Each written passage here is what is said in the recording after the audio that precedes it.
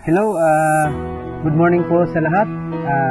Ako pala si Captain Arnente Ibanez, Infantry Philippine Army, Operations Officer ng 47 Infantry Katapatan Battalion, 3rd Infantry Spearhead Division, Philippine Army.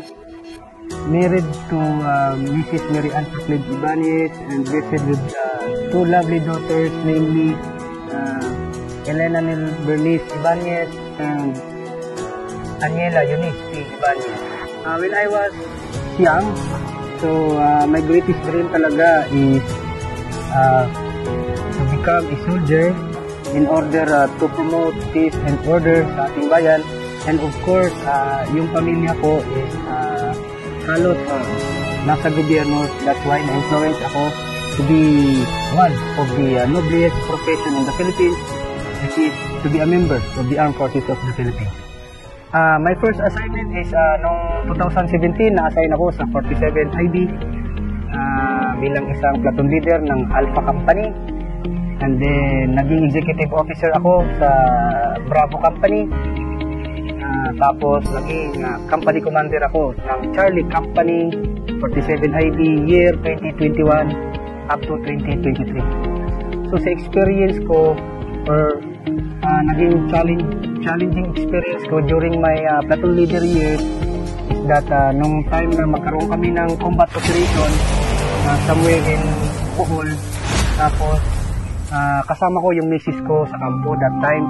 So buntis siya 2 months and then nag-spotting siya that time, so kailangan niya yung kalinga ko kasi nga natatakot siya. According kasi dun sa ubin niya is low lying siya, so prone talaga na makunan yung misis ko that time. However, call of duty, kaya hindi ko siya napagbigyan din sa gusto niyang mangyari. Instead, naipatuloy namin yung combat operation namin. Masakit lang sa loob ko na iwanan ko siya, pero wala akong magawa dahil tungkulin kong maglingkod sa bayan. Yung operation na yun is 5 days operation, so hindi natapos yung operation namin or hindi pa nabuo yung operation namin is nabalitaan ko na lang na nakunan si misis ko. So, wala akong magawa. Nanlumo ako, naglumural ako. Pero, I need to be tough. Kasi, hindi ko gustong maapektuhan yung trabaho ko.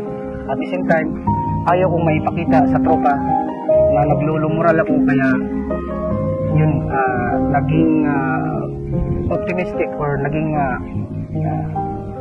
nagpakatibay ako ng loob ko.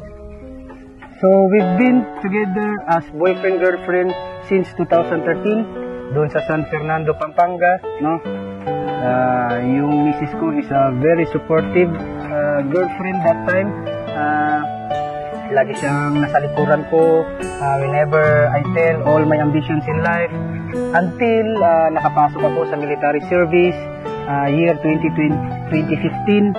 And then, after nag-graduate ako sa pre-entry ko is nag-schooling ako and then ng basic and then para din nakatuparan dun sa promise ko sa kanya na after na magkaroon ako ng magandang trabaho at kaya ko nang umayo sa sarili kong paa is nagplano kami or nagpakasal kami year 2017.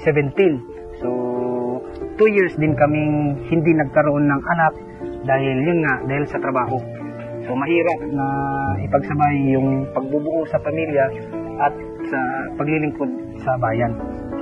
Actually, mahirap ang pagiging ama kung ikaw ay isang sundalo sapagkat madalas wala ka lagi sa bahay nyo. Hindi mo kasama o hindi mo kapiling lagi yung anak mo habang lumalaki sila. Tapos pag uwi mo pa sa bahay is hindi ka masyadong kilala ng anak mo dahil yun nga hindi ka nila araw-araw nakakapiling.